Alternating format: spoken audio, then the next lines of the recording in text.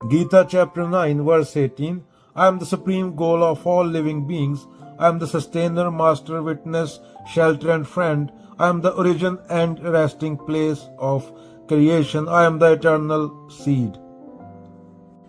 हिंदी अर्थ, मैं ही सबका अंतिम लक्ष्य हूं, पालन करने वाला हूं, स्वामी भी हूं, साक्षी भी, मैं ही सबका वासस्थान हूं, मैं ही शुभचिंतक, सृष्टि का आरंभ और उसका अंत, मैं ही आधार, मैं ही सबका बीज, अविनाशी बीज। तुम जिसे बाहर खोज रहे हो, गति, सहारा, मित्र, भगवान, वो सब तुम्हारे अंदर ही है, स्वरूप में ही है। ज्यों तिल माही तेल है, ज्यों चकमक में आग, तेरा साईं तुझ में है। जाग सके तो जाग, कस्तूरी कुंडल बसे, मृग ढूंढे बन माही कबीरा, मृग ढूंढे बन माही। पर तुमने हर चीज को बाहर प्रोजेक्ट कर दिया है। गति चाहिए तो कार, सहारा चाहिए तो इंसान, बीज चाहिए तो बच्चा। तू जिसको खोज कर रहा है वह तेरा मैं है। जो आरंभ है वही अंत है और सबके मध्य में विराजमान है। तू उसे किसी रूप, नाम या धर्म स्थान में मत बांध, बस जान ले वह हर रूप में किसमें है, तुझ में ही है। अगेन कबीर साहब, जो तिल माही तेल है, जो चकमक में आग, तेरा साईं तुझ में है। जाग सके तो जाग। एक उदाहरण ले लो। एक बच्चा पूछता है भगवान कहाँ रहते हैं, तो बुढ़ी बोलती है वो सब जगह है। बच्चा, तो क्या मेरे टिफिन में भी है? बुढ़ी हंसते हुए बोली हाँ बेटा, वही तो तुम्हारे टिफिन को भरते हैं और जब भूख लगे तो उसे पचाते भी हैं।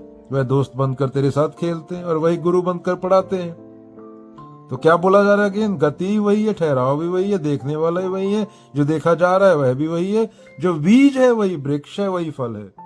बीज, वृक्ष और फल, जो देख रहा है और जो देख रहा है और जो देखा जा रहा है, तीनों एक हैं। इसी को एकमकार बोला गया और यही गुरु ग्रंथ साहिब का स्टार्टिंग है। जो साक्षी है वही सृष्टि है।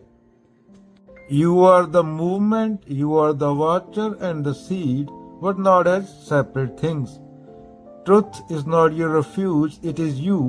When you no longer seek, there is no path to that which is already the source. मान लो एक बच्चा है जिसका नाम क्या है, रामू।